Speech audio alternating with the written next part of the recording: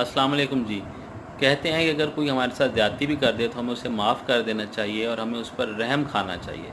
اچھا، یہ جو رحم والا معاملہ ہوتا ہے اس کا بڑا ہی اجر و ثواب ہے، دنیا میں بھی اور آخرت میں بھی۔ کر کے دیکھیں تو پھر اس کا پتہ چلتا ہے۔ ایک دفعہ یوں ہوتا ہے کہ کسی ملک کا ایک بادشاہ ہوتا ہے جو کہ بہت ہی عجیب سی مرض میں مبتلا ہو جاتا ہے۔ بہت سے حکیم آتے ہیں، اس کا علاج کرتے ہیں، لیکن وہ ٹھیک نہیں ہو پاتا۔ تو پھر حکیم اسے کہتے ہیں کہ اس کا علاج یہی ہے کہ اگر کوئی نوجوان آپ کو اپنا جو پتا ہے وہ دے دے اور ہم اس کا پتا نکال کر اس کا کوئی اس طرح کا علاج بناتے ہیں، اس سے آپ کو آرام آ جائے گا۔ یعنی ہمیں ایک نوجوان لڑکے کا پتا چاہیے، تو اس سے آپ کا علاج ہو جائے گا۔ اس کے علاوہ آپ کا علاج نہیں ہو سکتا اور عن قریب آپ کی ڈیتھ ہو جائے گی۔ اچھا، بادشاہ بہت پریشان ہوتا ہے اور پاس ہی ایک وزیر بیٹھا ہوتا ہے۔ وہ کہتا ہے کہ میری نظر میں ایک لڑکا ہے، وہ بہت زیادہ غریب ہے اور وہ غربت سے بہت زیادہ تنگ ہے، تو میں اس کے والدین سے بات کروں گا، امید ہے کہ وہ مان جائیں گے۔ بادشاہ کہتا ہے چلو ٹھیک ہے، تم بات کر کے دیکھو۔ وہ وزیر جاتا ہے کیونکہ وہ بہت زیادہ غریب ہوتے ہیں، وہ اس کے والدین کو لالچ دیتا ہے پیسوں کا اور بہت سی اشرفیاں انہیں دے کر، مال و دولت دے کر وہ اس کو ان کے ماں باپ کو منا لیتا ہے اور وہ اپنا بیٹا اس وزیر کو دے دیتے ہیں۔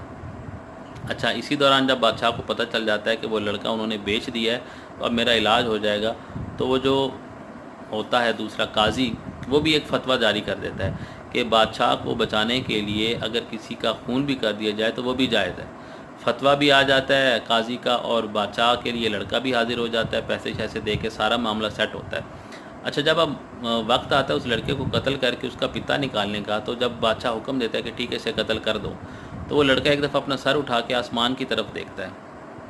وہ جب آسمان کی طرف دیکھتا ہے تو بادشاہ اسے کہتا ہے، کیونکہ اس کی آنکھوں میں تھوڑے سے آنسو ہوتے ہیں، تو وہ مسکراتا ہے۔ جب وہ اوپر دیکھتا ہے تو اس کی آنکھوں میں آنسو بھی ہوتے ہیں اور وہ مسکراتا بھی ہے۔ تو بادشاہ اسے کہتا ہے کہ یہ کون سا وقت ہے مسکرانے کا، مجھے اس کی بقوی سمجھ نہیں آئی کہ تم کیوں مسکرائے ہو۔ تو وہ لڑکا کہتا ہے مسکرایا اس لیے ہوں کہ میری حفاظت کرنا میرے ماں باپ کا فرض تھا اور میری جو خواہشات ہیں وہ پوری کرنا میرے ماں باپ کا فرض تھا، لیکن انہوں نے اپنی خواہش پوری کی، انہوں نے دولت لی اور مجھے بیچ ڈالا۔ اور مجھے انصاف جو ملنا تھا وہ مجھے قاضی سے ملنا تھا، کیونکہ وہ اس مملکت میں انصاف کے جو تھے سر بلند کرنے والے وہی ایک شخص تھے، لیکن انہوں نے آپ کے خوف سے یا واللہ عالم جس وجہ سے بھی میرے خلاف فتویٰ دے دیا کہ اس کا قتل جائز ہے۔ تو اب مجھے صرف اللہ تعالیٰ کی ذات سے ہی ایک امید ہے کہ وہی اگر مجھے بچا لے تو میں بچ سکتا ہوں، ورنہ میرے بچنے کا اب کوئی چانس نہیں ہے، کیونکہ میرے ماں باپ بھی میرے خلاف، وقت کا بادشاہ بھی میرے خلاف اور وقت کا قاضی بھی میرے خلاف۔